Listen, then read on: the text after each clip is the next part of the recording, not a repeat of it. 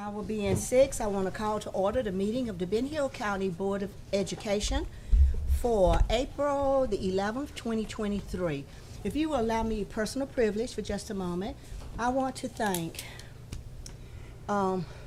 Ms. Dawn Clemens, Ms. Debbie, and Mr. Sermon, and every administrator that pulled together the package for us last month. That little gift basket, it was wonderful, y'all, and I just wanted to thank you, and I haven't had a chance to send a personal email to you, but thank you so much. We felt very much appreciated, and I do speak on behalf of the board.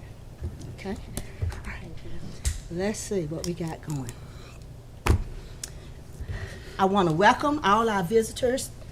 Thank you so much for being here, and I want to ask for those of you who care to, we're going to go into our invocation, and I'm going to turn that over to Mr. Palmer. Okay. If you will, please join us in a moment of silence, please.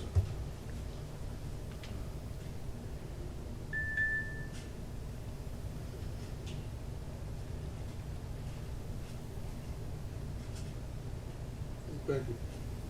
Okay. Thank you very much. Appreciate that. I believe this is our public hearing as well. So do we have are we going to close this meeting and open back up, or are we just going to continue with one meeting? We continue with one meeting. I can continue with one meeting? Yes, ma'am. Okay, we're having our public hearing. So at this time, we need to talk about our 2024 budget. We need to approve the agenda first. Oh, really? Before we enter into our agenda, let us approve the agenda. The floor is open for a motion. Motion to approve. A second? Did I hear a second? Thank you, Mr. Cox. Thank you, Mr. Palmer. All in favor of the agenda signify by saying aye. Aye. Any opposed? That motion carries. Now we can get into business of our budget for 2024. Mr. Rachels? We No? don't have any of the revenue, information that we need to actually put a whole budget together as yet. But we do have the expenditure side, calculated. Now, we have not modified. Excuse me one second. Could you take the microphone up here? Because we have a new system, so we're having to get used to it tonight We won't be taking. with you. That's fine. Can you hear me? Yes, sir. Yes. But we do have a first expense side number to look at and to start working on. This number has only been modified by the projected salary scale increases and the projected healthcare increases. So we have not reduced any of the positions that we think we have saved by not replacing some positions as they have as we've had retirees and employees taking other jobs with other systems. It looks like our budget will go from this year being just over 31.1 to next year being 36.7. And that's million. That's as much. That's more than it's ever jumped in 1 year. But you know, the salary scale, the certified scale is going up $2,000 across the board. Healthcare is the big factor here. It looks like it's going to cost us about $3 million. Now, of course, Can you share with us what it was and what it's going to be, the health care? Okay, the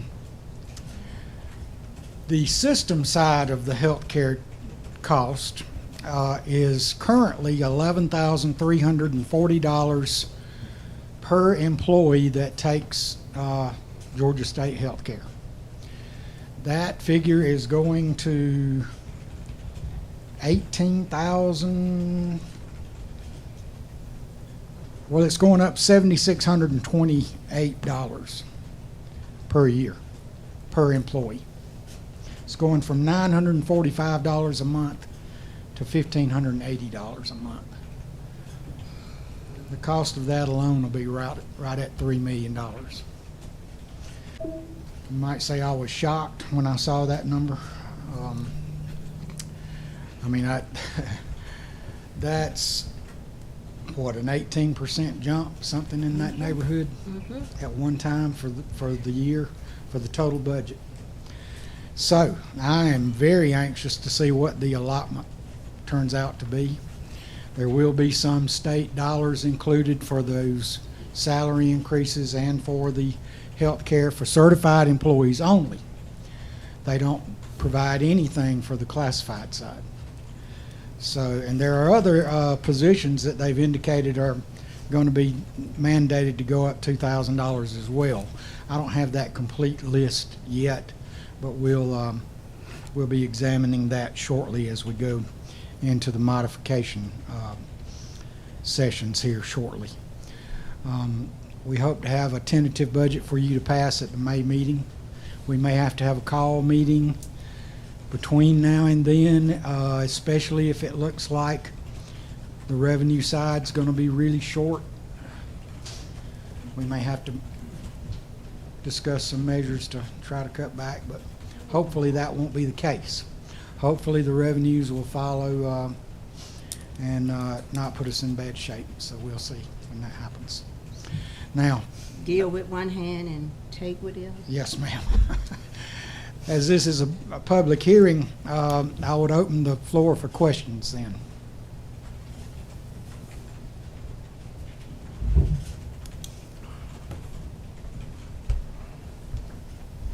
Anybody in the audience?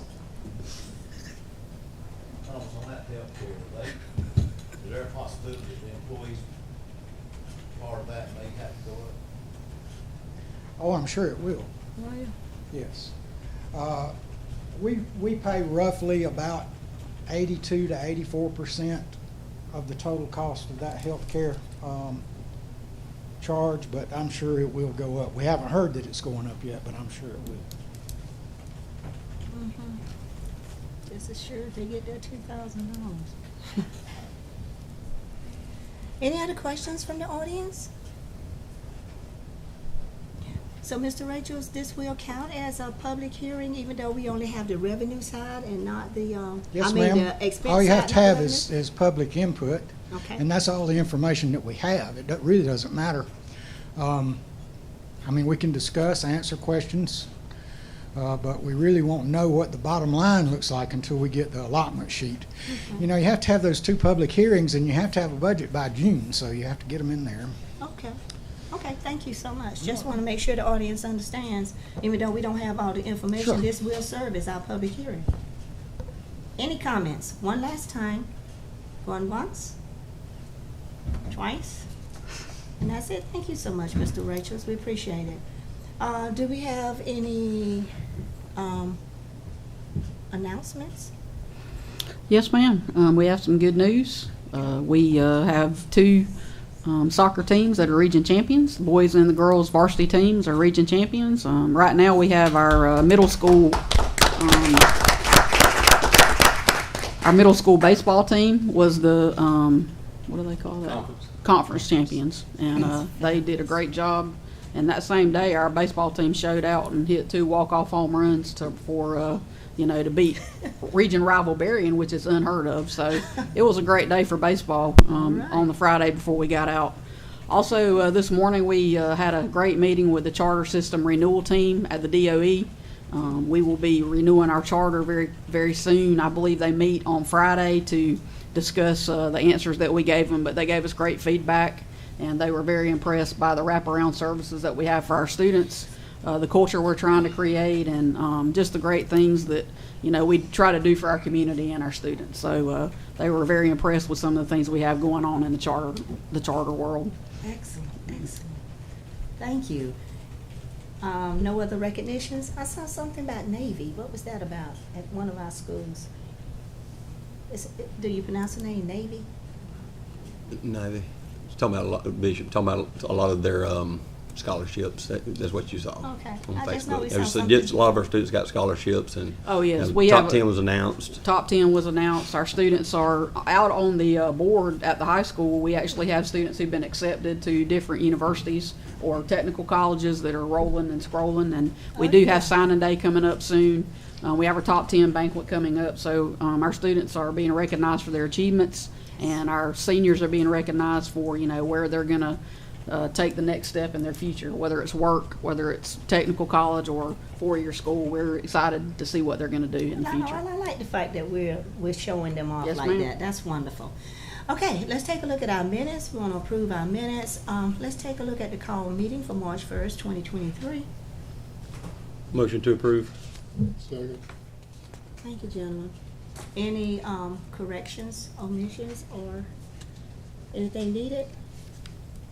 Hearing none, all in favor of approving call minutes for March 1st, 2023, signify by saying aye. Aye. Any opposed? Motion carries. We also have minutes from our regular meeting, March 14th, 2023. Motion to accept the regular minutes. from Thank you, March Mr. 14th. Palmer. Second. Thank you, thank you, thank you.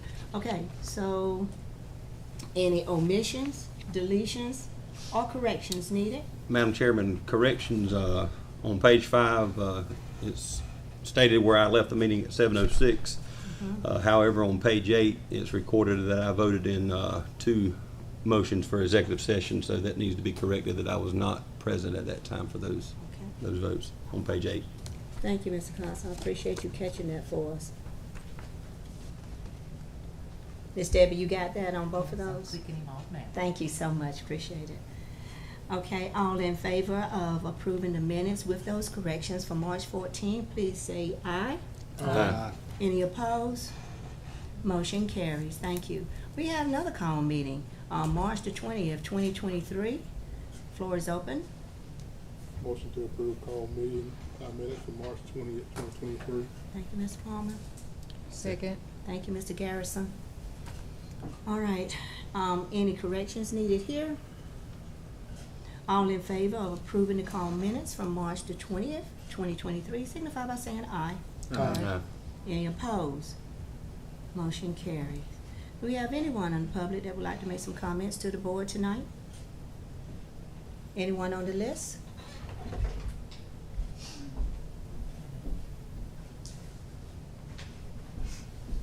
There's no one on Oh, okay, great. Okay. Okay, system reports. The floor is open for a motion for the consent agenda. Motion to approve the consent agenda items. Thank you, Mr. Cox. Is there a second? Oh, well, Second. no. Thank you, Ms. Davis. Okay. Paid bills. Oh, I needed to mention, we do have a full quorum, and Mr. Johnson, with regret, cannot be here tonight. So, Fund 100 for paid bills. This Fund 100 just sort of tell you that our expenses for the month. And so expenses out of Fund 100 are $2,827,507.62. Our expenses for the month for Fund 100 is $142,646.29, giving us a total expense for the month of $2,970,153.92. Okay? All right, going to general fund.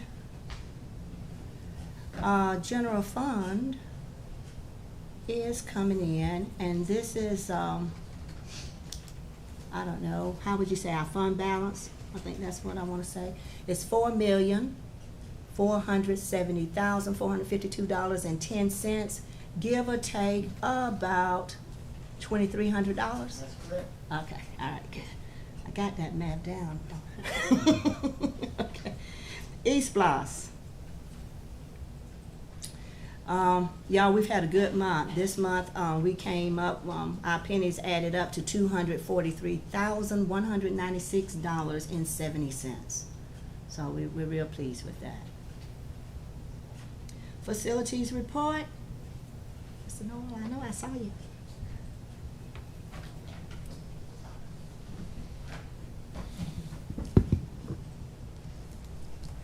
So we got a head start on the renovations at primary and middle school this last week during spring break. And Connor's here from Parrish, and he's going to give you all an update on what all was done that was completed last week for the Okay. renovations. Hi, Con. Hey, how are y'all? Doing good. For all of y'all who haven't gotten the chance to meet, my name is Connor Doles. I'm with Parrish. I'm running this summer's work from the office side. So last week we coordinated with Ashley. He helped us get started on the work for this summer. We went ahead and got started in the kitchens at the primary and the middle school, and went ahead and worked on the air conditioning systems that we are installing there. We were able to complete most all of that. We do have a little bit that we're going to have to come back and do at the beginning of the summer. And we were also able to go ahead and swap out most of the water fountains at the primary school. So this sets us up well to get everything done over the summer so that we can get the kids back in school on time. And we appreciate Ashley's coordination with this, and also Greg with Buckley helped a lot to get the materials approved. So thank y'all. Thank you, thank you. Nice to meet you, Connor. Okay, is that everything for you, for your facility Questions? report? No questions, board? Excellent. We can move on to our athletic finance report.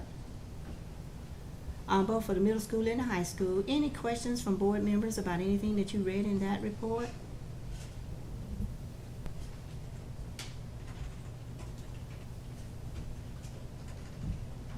Hearing none, we're ready to call the question on the consent agenda. All in favor of the consent agenda signify by saying aye. Aye. Any opposed? Motion carries. Transportation, we got one out of state. Going to Orlando, Florida. Madam Chair, motion to approve that trip to Orlando, Florida. Thank you, Mr. Cox. Is there a second? Second. Thank you, Mr. Garrison. All right, so we have a motion and a second. Y'all have any questions about the trip? Need any chaperones? No. I shouldn't ask about that, that's the middle school, isn't it? They'll probably like for you to go. Okay, all in favor of approving the trip, the out-of-state trip to Orlando, Florida, signify by saying aye. Aye. Any opposed? Motion carries. Mr. Wiley, you got a director's report for us for the Fitzgerald High School, College and Career Academy. All right, I'll be quick. They done gave you a mic, brother, come on.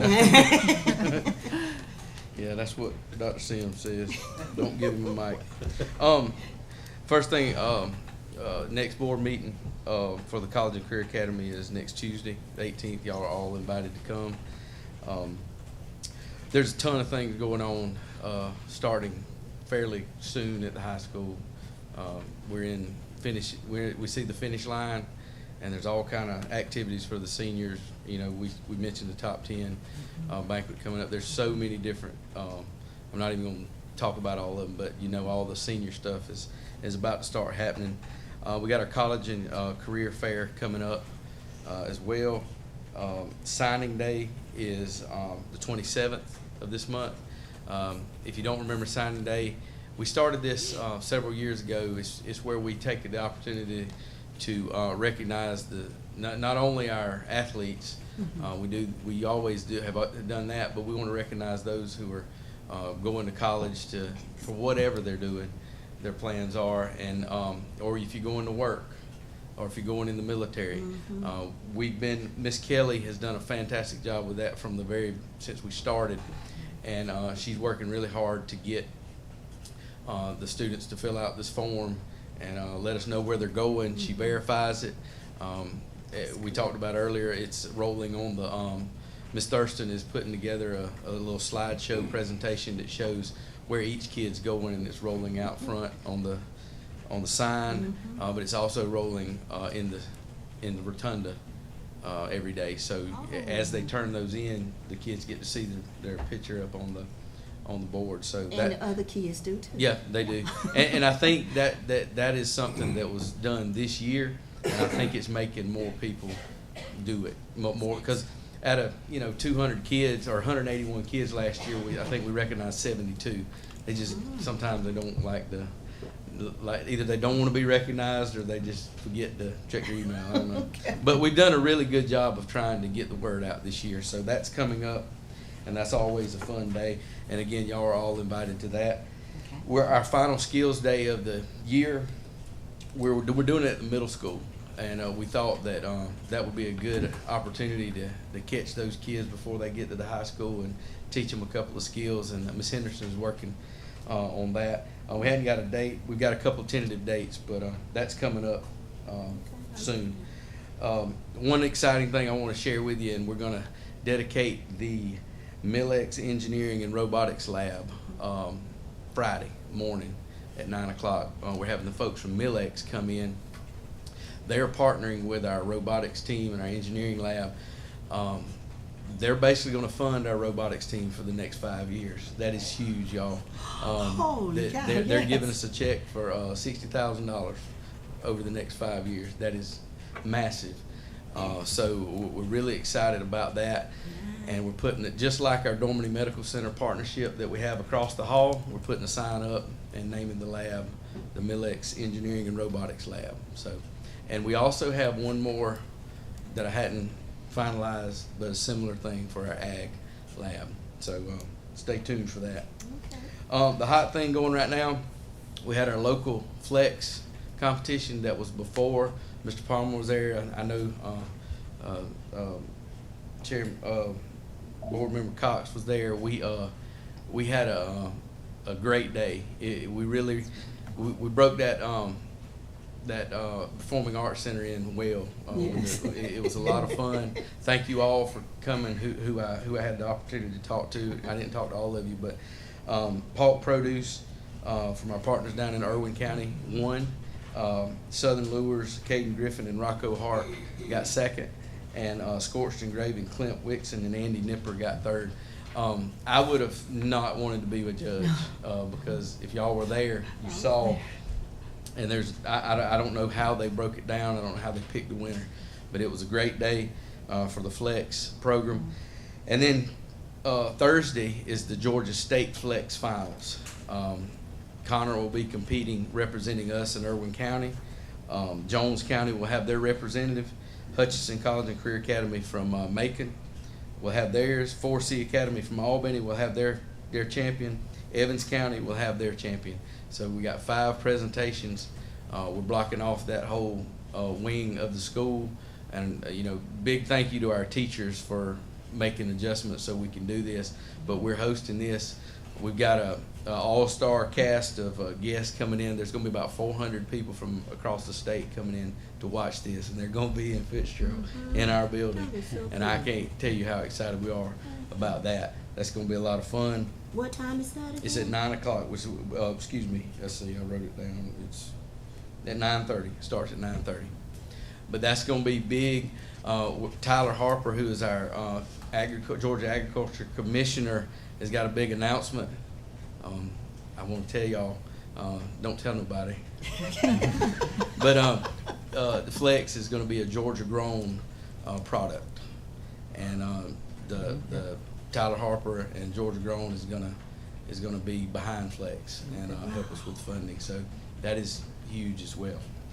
So again, thank you to Melissa Dark at the Chamber and Jason Dunn at Development Authority, because our team that we've assembled along with Wesley Paulk and Osceola and a couple more down there, this thing is growing like wildfire, and we only hope to grow it more and more. That's all I have. Do y'all have any questions for me? Now with this, I know they didn't do the local competition. I guess they didn't broadcast it in the schools or didn't broadcast it live. Since this is the final, I guess, and It will be live it'll streamed. be live stream. Yeah. Okay. And I'll tell you why. All the other schools were very secretive about their companies. And we were the last one to do our finals. And I was like, I don't want to show them our hand, really. So we didn't. And we got to figure out what we're going to do in the future on that, because I really wanted to do that, because the previous 2 years, it was a big deal at the high school. All the teachers, had it going, and we got to figure out how to make that work. I mean, for not necessarily live stream, but just could have done something in-house for our students Yeah. to see, because, we had true freshmen in there. Yeah. And that You're would have right. showed that, hey, it's possible. Yeah. Yeah. It's not a senior or a junior thing, Yeah. it's entrepreneurship. Yeah. And there's no age to that, so. And I was just disappointed, I guess, that it wasn't, I understood the Yeah. reason for not doing live stream, but, in-house, at the school. I will own that, Chairman, Board Member Palmer, I'll own that. I messed up there. We should have had a plan for that, and we made a call right there at the end of what to do, so Okay. I'll fix it next time. It was fun. It was really exciting. Thank you All right. so very much. Thank you. Anyone else have any comments for Mr. Wiley? Well, he talked about, we're trying to, one thing I guess I've been asking for a while, I guess, is with the scholarships. At some point in time, I guess either signing day or honors nights, is there some way that we can have a total of how much our students are getting in scholarships? So, we need to really highlight, that, the College and Career Academy is Yes. producing successful students, and, by showing, how much, this students are getting as far Yes. as, scholarships. I think that would maybe, I agree, and I think that would be easy enough to do. We used to do that a long time ago, I believe when Lydia Sherrill was the high school counselor, and I think we can go back to that. Our counselors really handle the scholarships and who gets them, so I think that will be easy for us to do. Yeah, I don't think that'd be hard. Thank you so All right. much. Thank you, Mr. Thank Wiley. y'all. All Thanks, right. Al. Okay, Matt, Mr. Smith, it's your turn. Talk to us about technology. All right, thank you, Madam Chair. I'll try to do this from up here. So, just to go over a couple of things that we got going on. Some things we mentioned before, but just as updates. The card access implementation for middle, elementary, primary, and preschool are underway. And that's the system that, once implemented, will be able to issue access cards versus keys. So that'll be improved management of facility access, exactly the way that the new high school is currently operating. Also, we are in the middle of deploying new Chromebooks for elementary school. We actually acquired these through the Rural Technology Grant, so that was 100% grant-funded purchase that we used towards filling some of the gap that we had where the last purchase sort of ran out under the Emergency Connectivity Fund. We've also done some network maintenance at the primary school.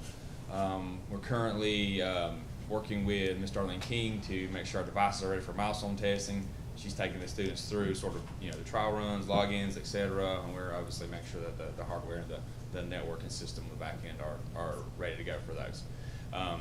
And speaking of the high school College Career Academy, they've recently had NFHS come in, put in a camera system to cover some of the sporting events, which it looks very exciting to me. Now, all we did was just kind of help facilitate a little bit. Dr. Sims and A.D. McDonald can probably speak a little bit more to the vision and the idea behind that, but just was excited to kind of put that on here and be able to mention that to y'all. Upcoming initiatives, we're looking at beginning the installation of our new intercom system, but it's a lot more than that, y'all. It's so much more than that. It's classroom audio overhead, it's microphones for teachers, it's the bell system. It's a really comprehensive system and refresh of an area that's really been on the minds of principals for a while now. So, and they can tell you that a lot better than I can, being the ones who have to use it every day. So we're excited about that for them and for what that's going to mean for them and our teachers and students in the buildings. And then I mentioned milestones testing to y'all. That's scheduled to begin May 1st. Again, that's just a support sort of initiative where we're there standing by and just sort of addressing those issues as they pop up. Thank you, with the cards, I guess I have concerns. Are the cards pretty much, I guess, keyed universal, or their swatches, or my concern is, say for example, if I have a card and I lose it, okay? What is the,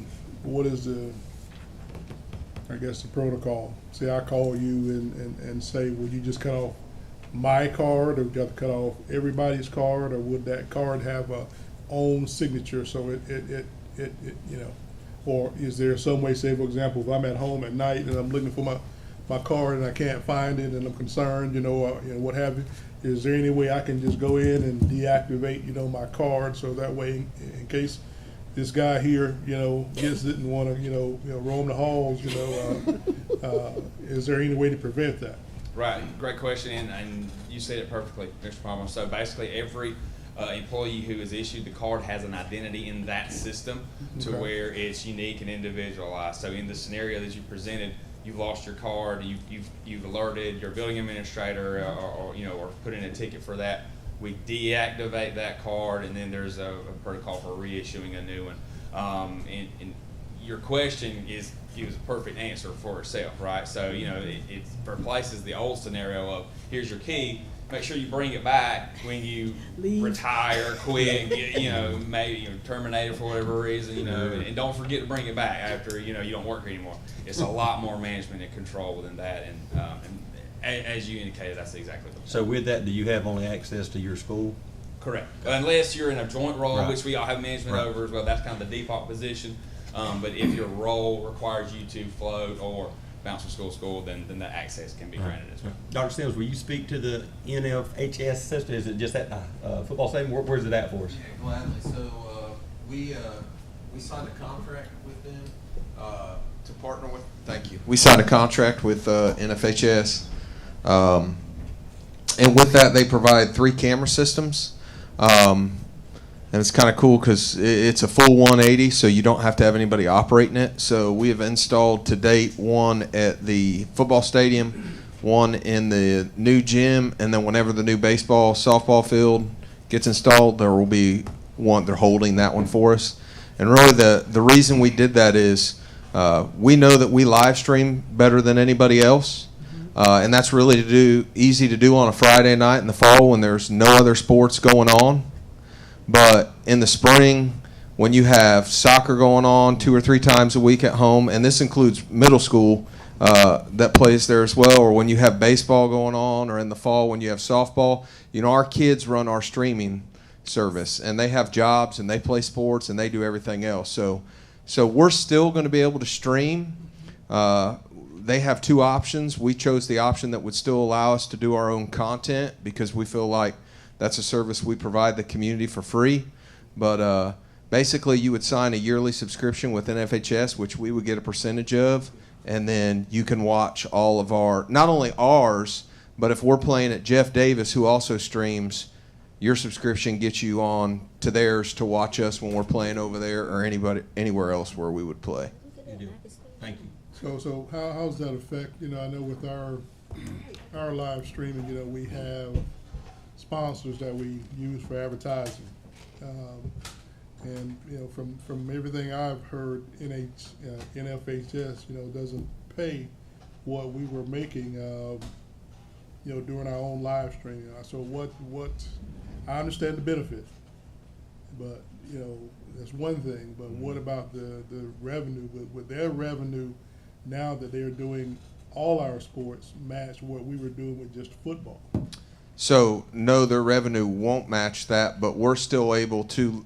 Nothing changes. That's why they gave us 2 options, and Mr. Wiley and Mr. McDonald and I sat down with them. And the first option they gave us, they would have paid us a lot more money, but we would not have been able to live stream.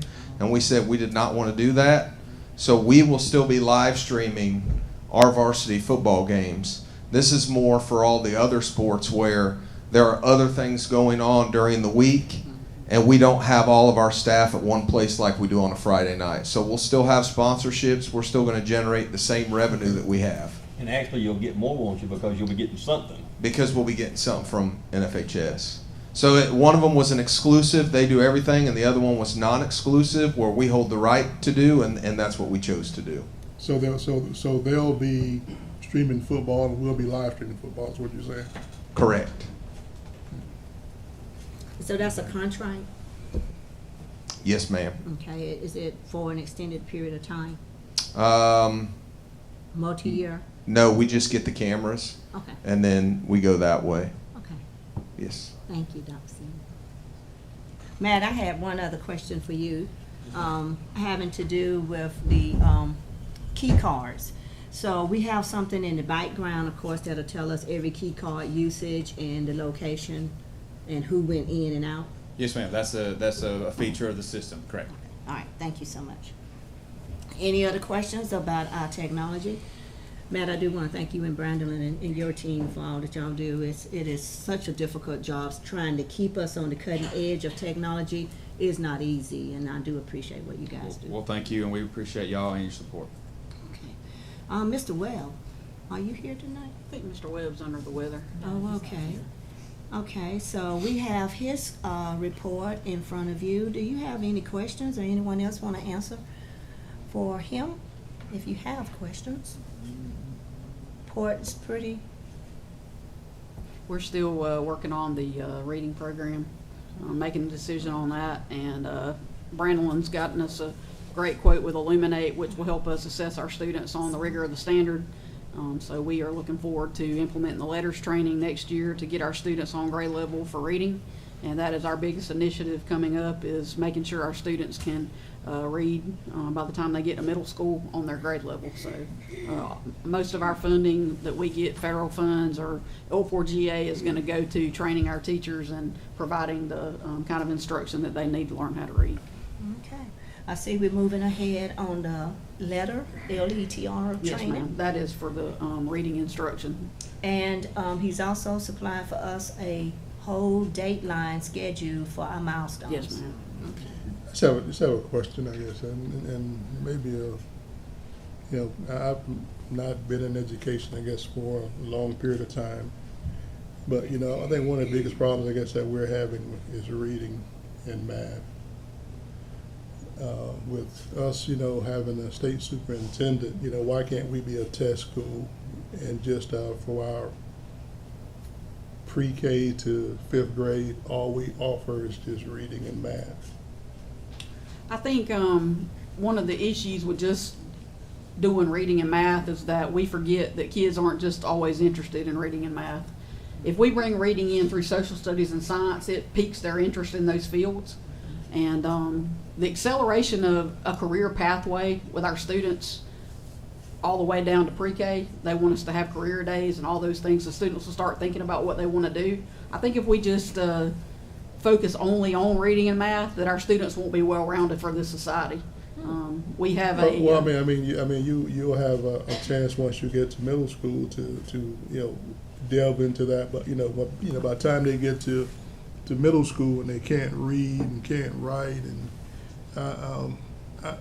I'm not going to say it, but it's just not working. It's not working. It's not working. Right, it's not working, and I addressed the primary and elementary school teachers the day that the lady came to talk about letters training.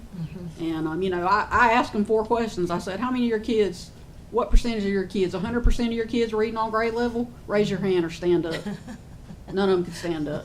75%, maybe 1 or 2. 50%, maybe 7 or 8. But then below 25%, everybody was like shaking their head. So I said, it looks to me like we have a reading problem. So we're going to focus on reading. No longer can we say we have a reading problem. Yeah. We know we have a reading problem, but the more you just say it and you don't have a plan to address it, you're never going to break that barrier. But don't you think that solution, and of course I'm not an educator as well, I'll go ahead and do a disclaimer there, but early learning, Yes. Early learning, if we can go ahead and put more money and more emphasis on pre-K and the primary school, we can change that number before the 3rd grade. We can, and I think that your initiative and our initiative as a charter system to implement early learning, like with our 3-year-old program, even to stream that down to 2-year-olds. But that takes time and that takes money, and we really need some data to prove that is actually working for us. So we have a group in pre-K right now 30 from last year who were, in the 3-year-old program. Right now we have 50. So over the next 3 years, we're going to be able to say, did it really impact our students? And everything needs to be data driven. And data right now says that about 35% of our students are on grade level for reading. And that's unacceptable for Ben Hill County. 35. Yes, ma'am. And, we're about to take the milestones. We're about to do all of our end-of-year testing. But, the bottom line is our students can't read. They can't comprehend. They can call words, but they can't always understand what they're reading. And that is the biggest issue, is that if I can help our teachers with their reading instruction to do a better job or to tweak what they know, then that's what we have to do. We have to invest in our human resource. Our human resources, our teachers in Ben Hill County. And we can say PLCs are great and all that stuff, and PLCs are great. But we can't keep spending money on PLCs when our students can't read. That's right. We look at data in PLCs, we make changes to instruction in PLCs, but if they're not effective and we're not focused on what we need to be doing, which is the 5 stages of reading, what you have to do, and I'm not a reading expert either, I'm a math person, but I also know that if they can't read, they really can't do high-level math. So were we just totally mistaken in thinking that all this technology and that they're looking at a screen all day was going to help children read? I think it's according to what they're looking at. Oh. We have Footsteps to Brilliance, which we're not renewing this year. We had students reading 3, 4, 5,000 books, 50 million words, all kind of stuff, but it's not making an impact. Gotcha. And if it's not making an impact, the only thing that is good reading teachers. And I'm not saying our teachers aren't good reading teachers, but we have a whole generation of new teachers who want flexibility, who want high pay, who want this and who want that. But I don't think they've been trained effectively in their college. I just don't think they've been trained effectively. And if we can't do something to train our teachers, then we're doing our kids a disservice. So we got to go back to the basics. We got to go back to the basics, and that's what Letters does. It goes back to the basics. And over a 2-year period, those people will be trained, and then they will train the trainers. And I am no expert at this, but our L4GA specialist came, and that's what she said. You need a reading program, and you need to do PL on reading. So, that's what we're going to invest our money in. And we also need to implement our outreach program to our families. Right. To also help get them to join us as a partner ma'am. to help with and advance our That's right. reading program. And I think, Jaquita does a great job at the primary school of getting her parents to come in, especially in the summer. They come in and do a lot of things, but, who says that a primary school teacher can't teach a high school teacher how to use some of these strategies? That's right. And who says a middle school person can't get letters trained to know that the kids that are in middle school who can't read on grade level don't need some of those strategies? I saw one teacher during the summer take a kid who was being held back and used Linda Mood Bell and taught that student to read in 2 months. Wow. So it's just getting down to the skills that those students need to help them be successful. And sight words all day long, but if I can't comprehend and I can't read, then what good's it going to do me? Are we just failing and letting the kids go that we know that they can't read? Or I mean, what? I was at the what's that thing? Community School does. Where they I can't remember what it's called, but I was there. And the kids go through different stations in life. Reality U. Reality U. Yes. And if you ever get a chance to go and be a part of Reality U, but these were I think seniors going through this here, and I'm not no brilliant person, I'm not a smart person, but I'm just amazed when I hear these kids, I guess trying to read and trying to comprehend and trying to do basic math, and they were struggling. Right. They were struggling, and these were not middle school, elementary. These were people that are going to be seniors graduating right. on that stage, I guess, in a month's time, and it was reality, for me, and thinking that this is what we're putting out there, and they're not really able to read, even with a calculator, I know they don't use calculators, but just adding, reading, comprehending basic stuff, you know, they were, you know, it was you were. Yeah. That's bad enough to see them at reality. You will actually see them in reality at the checkout windows. You get them $9. Your bill is $9.02. You give them a 10 and a 2 cents, and they say, "What you gave me 2 cents for?" Because they don't know I want $1 by, and they give me back 98 cents and my 2 cents. That's right. I think one of the great things about education, and I'll speak for our teachers, is that you know, we can always start over. Yeah. We can't always change what we did 10 years ago or 5 years ago or even a year ago, but we can start over right now with where we are and take students where they are and try to make a difference for them.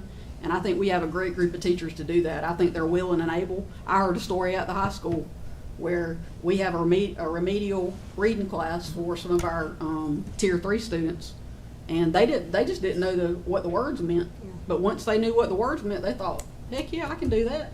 It gives us so much more confidence, It does. and whenever I had that incident, I felt like a huge amount of guilt because I feel like that's my fault.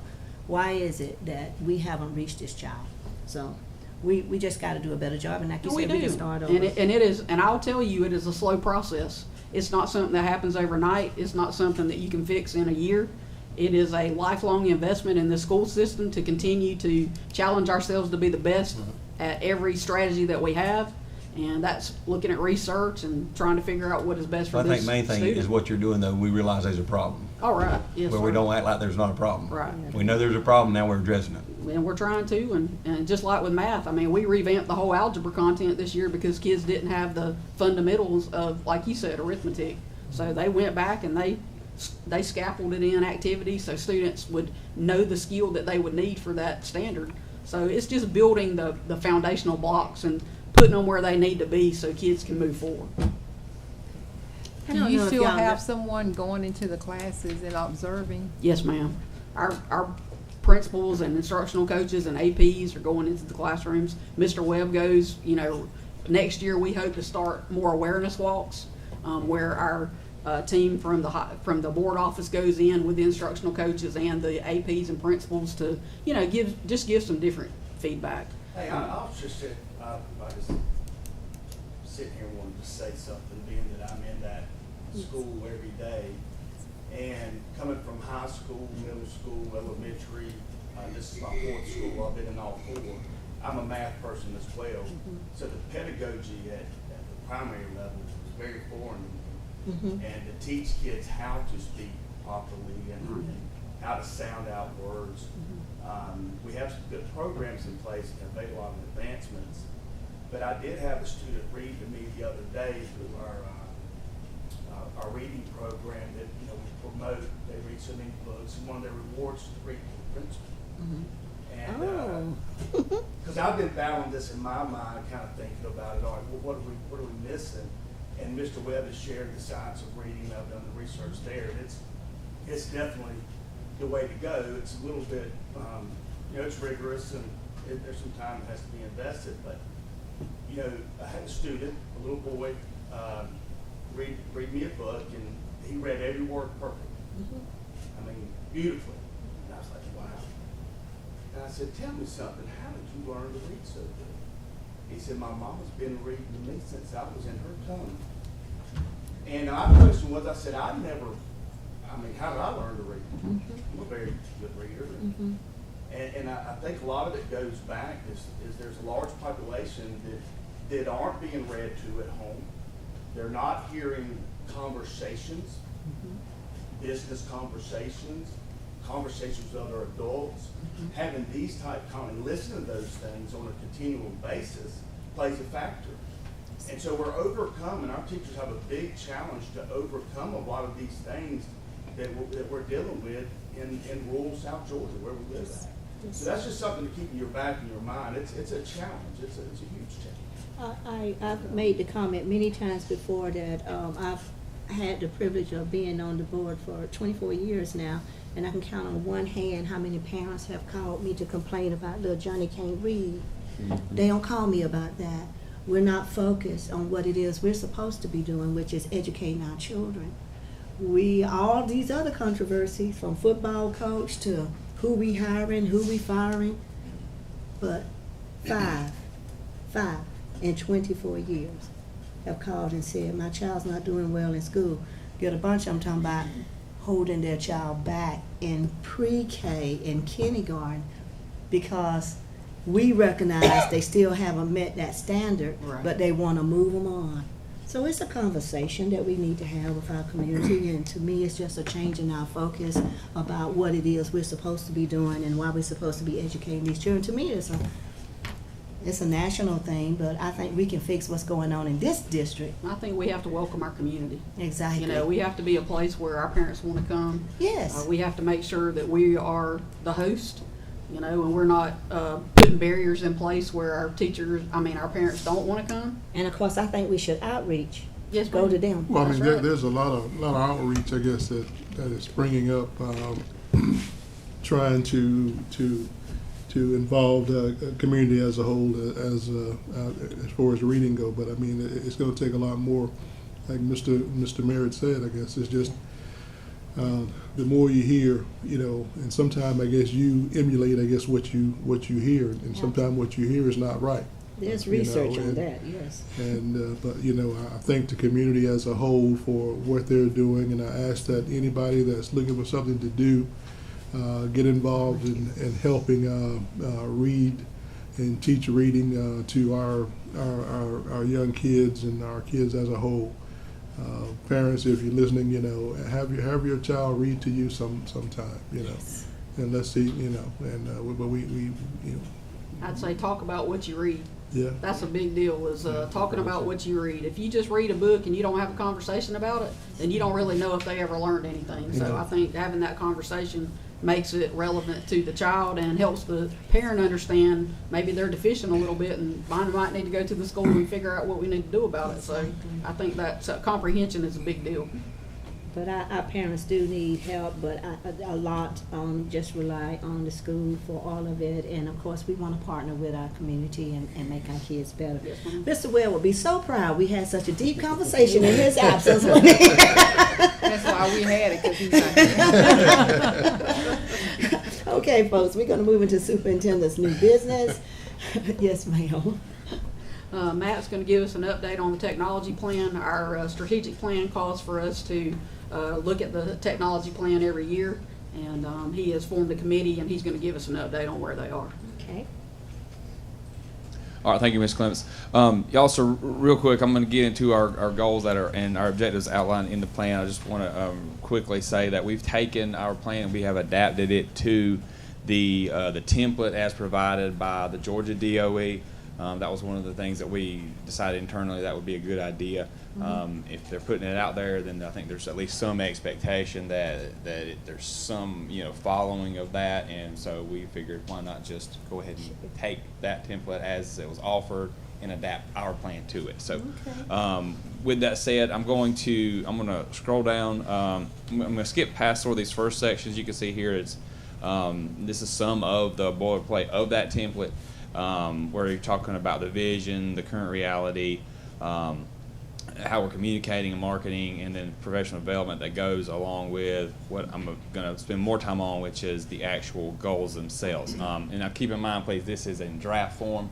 As Ms. Clements just stated, we have looked at this with the technology review team, which was created out of the district 5-year strategic plan as a sort of a governing body. It has representatives from each school appointed by the principal, so that there's equal input at each throughout all grade levels, and it's not just technology department members putting a document and a plan together and saying, here you go. So with that preface out of the way, I'm going to get into a little bit of more of the meat of those goals. So first up, enhance classroom communication. So we've got a couple strategies around these so far. The first is to amplify teacher audio. You all heard me reference the audio enhancement intercom system that we'll be getting. This is basically what's going to facilitate that. So we're going to go from, which has historically been the teacher wherever they are in the room, front, back, walking around, whatever, but just having to depend on their own voice to carry the room. Now they're going to have that mic I talked about earlier with overhead speakers in the ceiling, so you're getting equal distribution of audio for the students to just basically receive wherever they are in their room. Will that be recorded as well?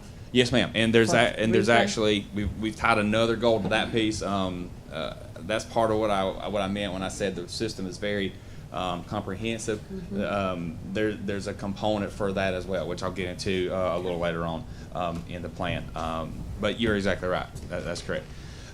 Second, under the first goal is to increase teacher-parent contact.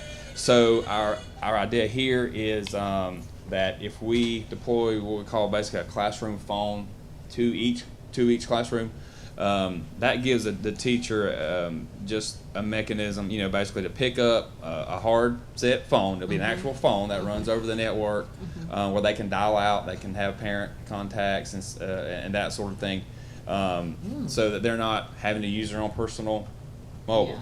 Or they're not having to go to a workroom where maybe you beat me there and you're having your parent contacts and now I'm waiting or having to come back later, that sort of thing. There's also obviously increased communication inside the building, which could potentially be a safety or security enhancement. But in terms of this goal, that was the former vision is kind of how we see that getting applied with those phones. So will those funding sources take care of 100% of those? Yes, ma'am. Now I'm glad you mentioned that, Ms. Brooks, because I meant to say this, but I didn't cover it. So this is not an increase of our enterprise phone system where we're getting calls in, and it's not something we're going to pick up and dial 911 on. This is a system that we've expanded basically out of kind of the model that the elementary school had adopted upon their construction.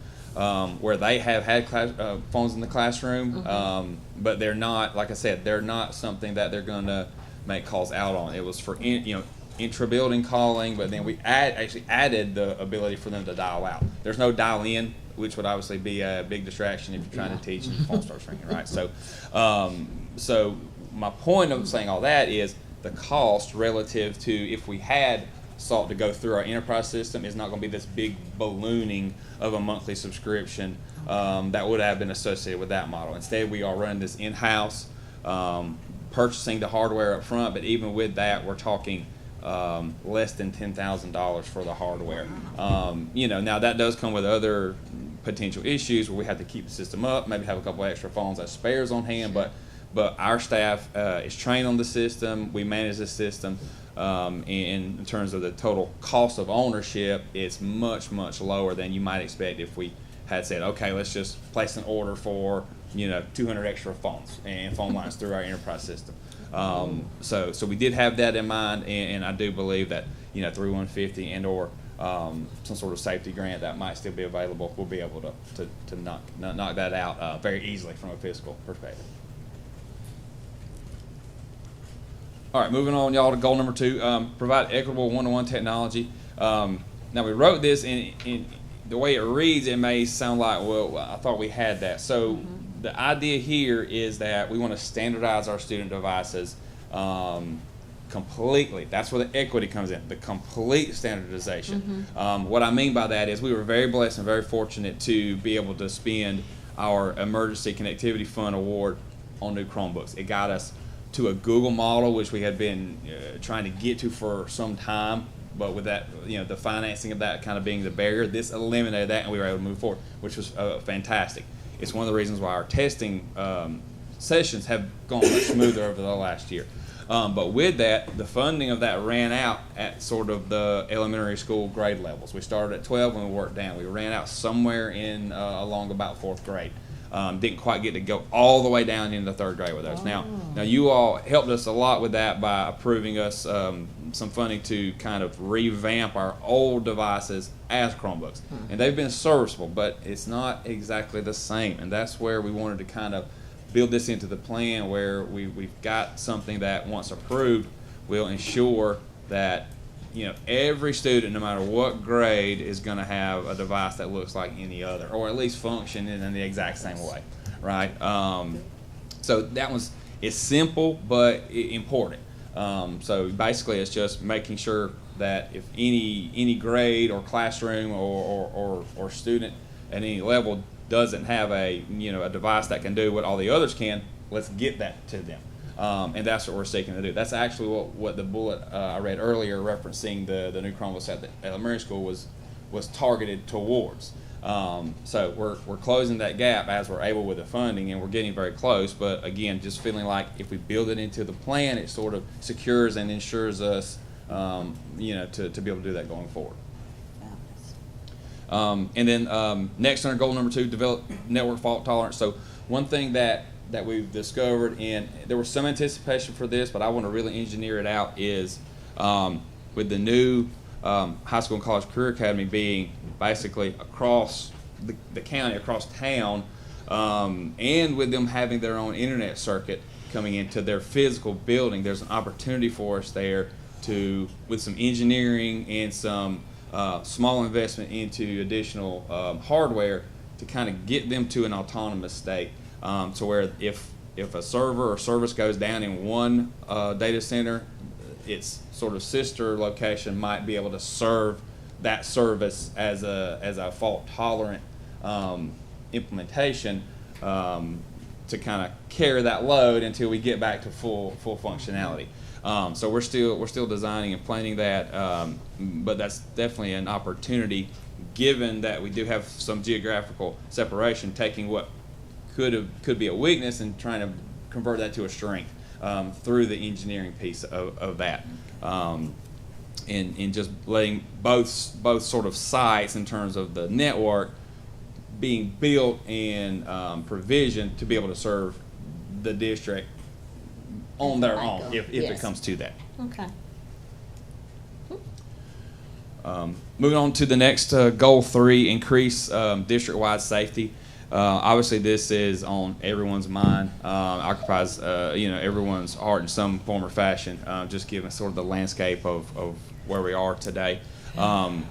So one thing we wanted to bring in was centralized security camera management. So that's not a change in the system, it's the centralization of the management. And we've actually piloted this, and what it provides is a way to more effectively manage the security camera surveillance by the building level administrators. And then what we want to do is also extend that out to local law enforcement. Again, there's an engineering piece that has to go with that, but that's the idea, that's sort of the vision of that, to equip our principals with an easier to use system in terms of pulling up video, because they have to pull video all the time for all kinds of stuff. But then if we can also extend that into the sheriff's office, or get that into our SROs more easily, then we see that as something that we can, as long as it's a functional model, potentially extend into their view in some sort of emergency scenario, for instance, as an example. So if I'm understanding you, so you're saying that the sheriff department will be able to look up and down our halls if needed? If need be, right? Through That's the the idea, right? And now If keep in needed. mind, this is a draft plan, and it's sort of kind of starting with the destination in mind and figuring out how we build Gotcha. build that out. But I know Ms. Clemens has mentioned that before. We're talking with Bonnie about maybe some grant funding that might be available. There's even talk sometimes that we already have a grant that's supposed to be providing that. I don't know if that's the case. I believe that was under the previous administration. So we're kind of trying to work back on that a little bit as well. But again, putting it into the plan kind of sets it as a target and a goal that everyone once approved would agree, hey, we want to get there, now let's get there. Okay.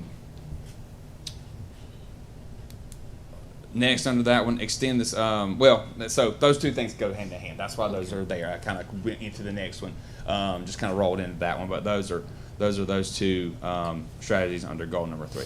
All right, goal number 4. So, Madam Chair, this goal is going to more specifically address your question from earlier. So again, under the audio enhancement system, with the camera piece of that, as well as the audio recording, we'll be able to configure the system so that the teachers can record a lesson, and then integrate that with our learning management systems, or possibly even Google Drive for the students. However, they can get to it centrally that makes sense for them, so that and I know this for most students they may need some extra incentive or something. I don't know, but for those that want to, it would be there in terms of going back, reviewing a lesson, getting it a second time. Let me rewind. Let me hear that again. And then kind of break that down a little more with some repetition, something like that. That would be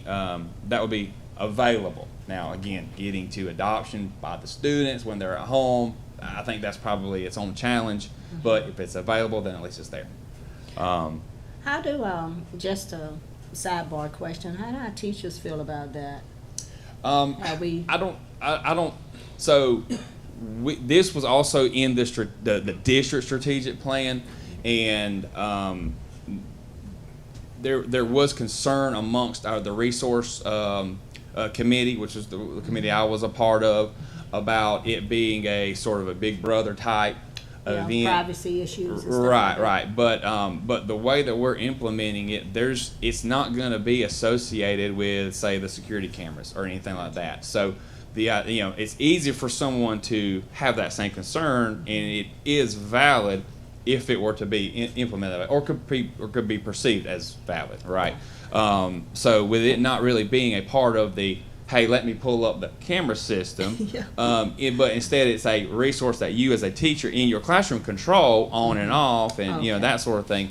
That's really more the idea, and it is totally separate. This doesn't replace security cameras. This doesn't supplement them. It doesn't get rolled into that same centralized management. It's a completely separate system.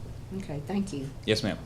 And then again, to wrap up here, the last thing under this goal is that it will give us the opportunity as well to, if you can imagine, let's just say that there's a teacher who's really great at reading or math or something else that could be applicable. We talked about earlier, not this evening, right?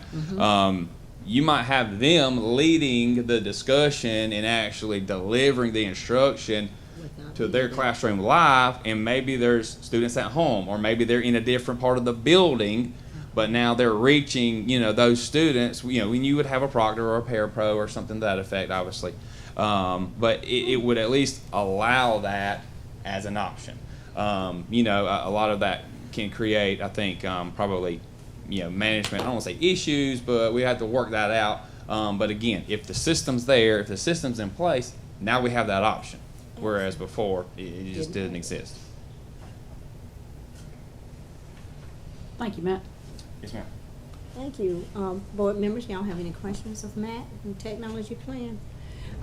Debbie, will you be able to drop that into our meeting? It's just not a part of our agenda, even though it's a draft. Will you do that? Yes, ma'am. Thank you.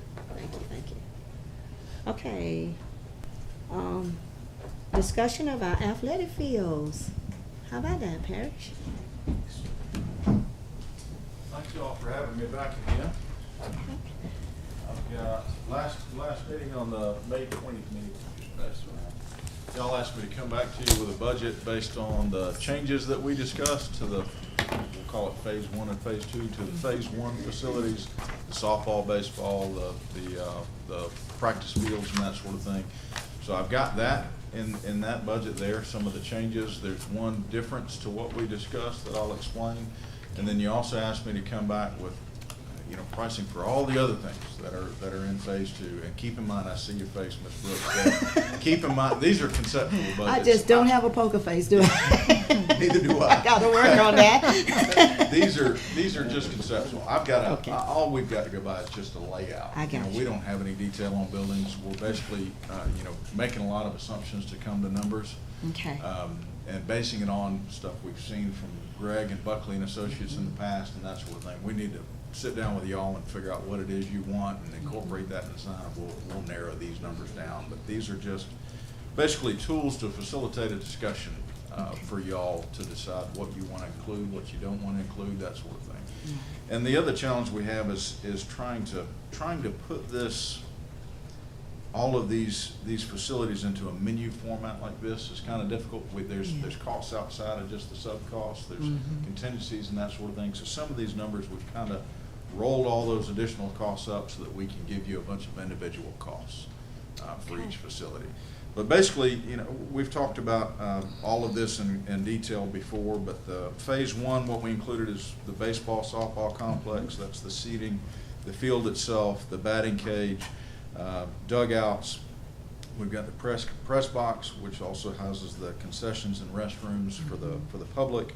We've got the site work that's associated with all of this.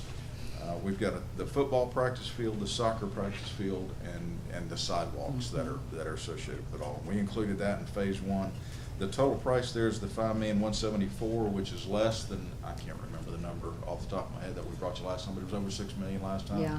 Some of the changes that we made that y'all requested was, you know, we had that large dugout or batting cage number. Yeah. And we also had dugouts that had bathrooms and locker rooms, and we were kind of doubling up there. Yeah. And the discussion was, let's keep it in the batting cage, but make the dugouts just simple dugouts with storage and I think one toilet, that sort of thing. We did that, but the number that came back for the batting cage, because y'all also said you like girls and boys, was astronomical.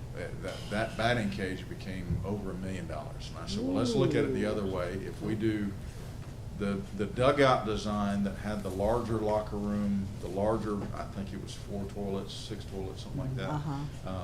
You know, all of that into each dugout, the home and visitor side, that still accomplishes that, and those dugouts now are $487, $488. Okay. So that's for the deluxe dugouts that have the locker rooms for home and visitor.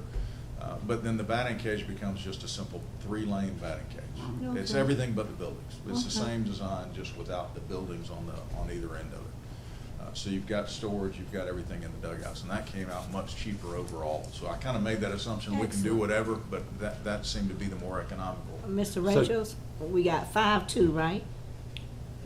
5.2 million? Okay. And again, But these Travis- are conceptual. Put a There's mic on changes that him. can be made to So this Travis, to with this narrow it though, up.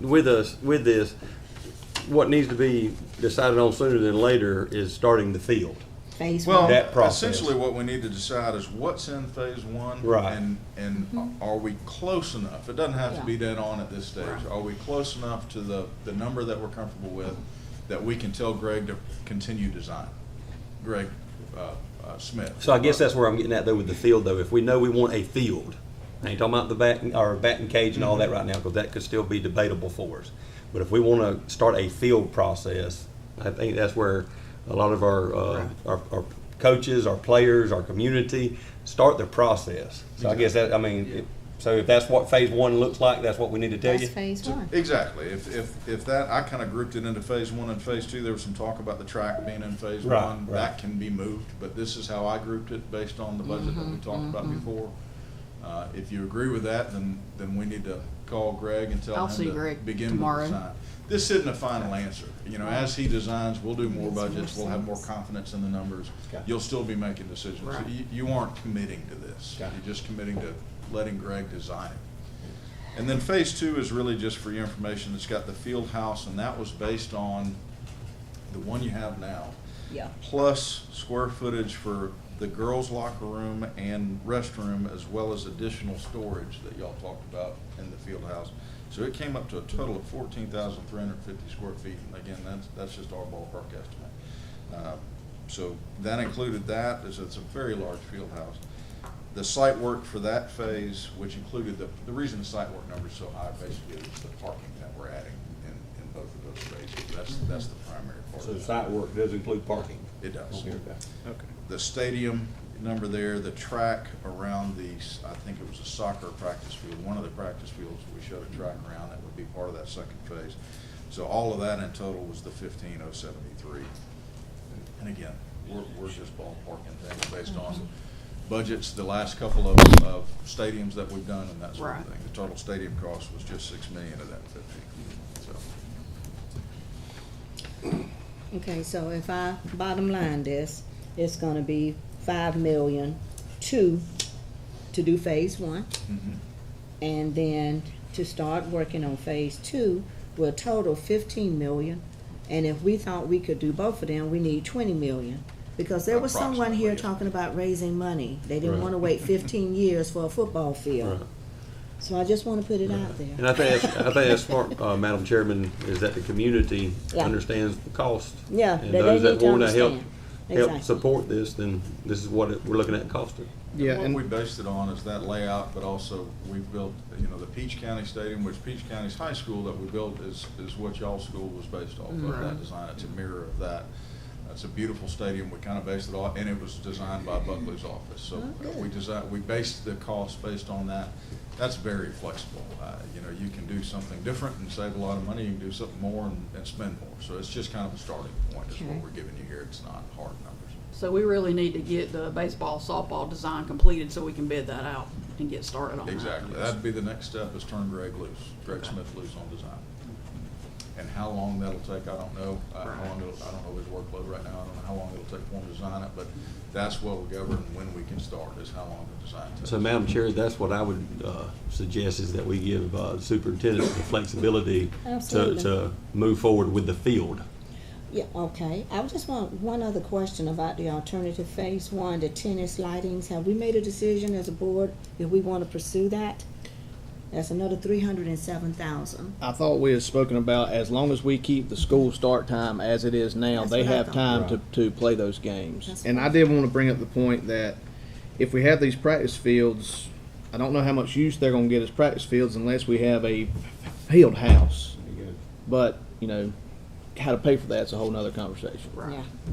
And you can always Okay. take that out and include it in the next phase. Mhm. It doesn't have to be done at this phase. Well, we have to have practice fields for at least PE, because right now the kids don't have any place to have PE, right? Say that again? So right Everything's now, outside right now. yeah, so all the PE activities are indoors. Yes, sir. Okay. But once we got the baseball, softball combo field, that could be a PE option, correct? It could be, Yes. as would the practice fields if they came in. Right. Mr. Cox, you want to put that in the form of a motion? Yes, ma'am. I'll make a motion that we give the superintendent the flexibility to move forward with the field stage, talking with Greg and getting that ball moving forward to start the construction, whatever we need to do, move forward with the field itself. Does it include the dugout? Yes, ma'am, from fence to Phase fence, one. fence to fence, basically. Can we pretty much say phase one? No, ma'am. No? I'm not making that You're motion. only talking about, Just the field, just the softball, baseball field. I think there's still some discussions. And the press box concession, because that would go along with the field, and it has the bathrooms. Yes, ma'am. Yeah. Everything Okay. dealing with the, let me check off what you're saying. The $2 million field, the site work, Yes. The site work includes the parking. Okay. I think that's still up for debate if we need Yeah. that extra parking right Right. now. we're talking about the press box, Yes, ma'am. right. The dugouts. and that's 601,000. And then the dugouts, another 487,000. So you want to give her the authority to go ahead and do that? To move forward with it, yes.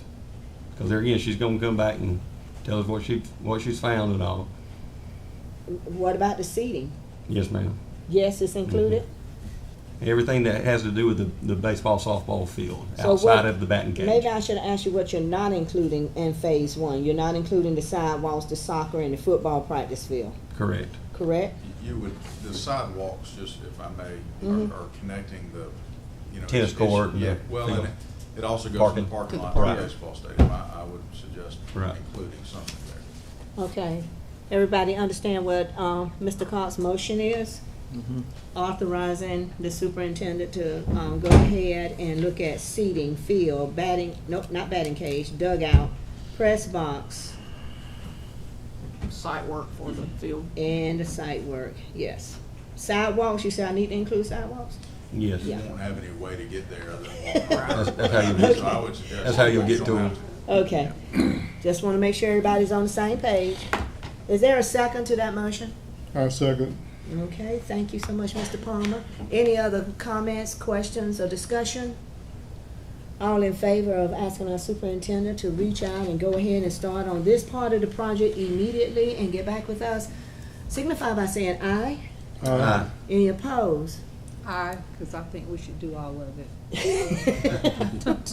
I mean, I don't see what the holdup is. All We don't right. need it. So that's one nay, and the rest were ayes.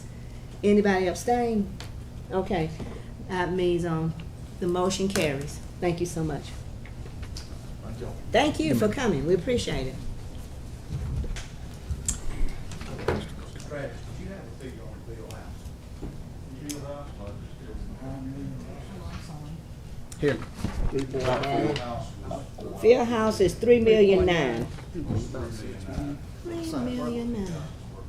Good God Almighty. Okay. What's the say? No. Okay. I won't even go there. I'm just gonna leave that alone. Okay. All right. Thank you guys so much. We appreciate you being here. Drive safe. All right. We got a request for approval of the final read of board policy JB, which is student attendance. Do I hear a motion? Make a motion that we approve JV student attendance. Okay. Excuse me, did I say first read? It's a final You said read. final. Did I say final? Okay, all right, so thank you. Is there a second? Second. Thank you, Ms. Davis. So y'all see the red line changes and the school attendance. If there are no questions and comments, no discussion, all in favor of approving the final read of board policy JB, school attendance, say aye. Aye. Any opposed? Motion carries. Thank you so much. Okay, upcoming events. I have one that I want to interject right here as part of our schedule, but I just want to announce that the Board of Education is scheduled for a private sneak preview tour of the African art exhibit at the Carnegie Center on Friday at 2 p.m. They can do it for about 15 to 20 people. We're really excited about it. The vision of the art collection that's donated by the Rochfords is that students all over the state of Georgia will schedule field trips to Fitzgerald to view our exhibit and to learn about ancient African culture. This museum is sponsored by the Colony Museum Foundation, Inc. And those folks are our friends too. So anybody who would like to schedule a private tour, just let us know. We can get you the phone number that you can call. I think it was in the newspaper, and you can set up a tour of your own. 10, 12, 15 people at a time, and you'll have a chance to really view just some of the artifacts. There really are 1,000 pieces to it, and this is just a small little sneak preview. Okay? Thank you so much for that. Our next regular meeting is May the 9th at 6 p.m. Our Top 10 banquet will be April 25th. Our senior signing in day will be April 27th. Recognition day for our seniors will be May 16th. Honors night, May 18th. Fitzgerald High School, College, and Career graduation, I can't believe we're here, May 26th. And then next we're going into our summer conference. That's going to be held in Savannah, June the 8th through the 10th at the Hyatt. Not sure where we'll be staying. For everyone to sign up and tell me which workshop they want to go to. Okay, and we'll make sure we get that passed around. All right, thank you. Want to remind you of the local board governance training requirements. You've already taken care of that for us too for fiscal year 24 and 23. Debbie? I will, it will come up on the next board meeting, your sheets will. Okay, I have thank to you. wait till y'all go to the June to see who goes before I can fill in the forms and Okay, stuff. okay, thank you. Our personal finance disclosures are due July 1st, 2023. Georgia School Board exemplary board application is due to July 28th. And now we are ready to look at our executive session. Yes, and our next meeting now will begin really at 5 o'clock, plus we'll have the retirement reception. Okay? Oh, I mean, we'll so have the glad you call told meet- me. I mean, we'll have the meeting at 6, but the retirement reception will be at 5. Okay. Okay. So going back up to the very first one, regular monthly meeting, the meeting will be at 6, but we got the reception for the retirees at 5. Thank you. Okay. Shirley. Mhm. Can we start having the times added to like the top 10 and the senior science? Yeah. All the other programs, can we get the time on those too, so we'll Yeah. know? Yeah, thank you Mr. so Sims will much. send them to us. Thank you, Dr. Sims. Okay, so tonight we're going to look at our recommendations, personnel transfer, and our resignations. And we're going to do our superintendent's evaluation rating. So we need to go into executive session. Is there a motion to go into executive session for personnel issues? Do y'all have the information? Make a for me? motion. You made the motion? Yes. Thank you. Is there a second? A second. Thank you, Mr. Palmer. All in favor of going into executive session for the purpose of personnel issues, please signify by raising your right hand. And that is everybody. All in favor? Thank you. So excuse us. We're going to take a 5-minute recess and then we're going to go into executive session.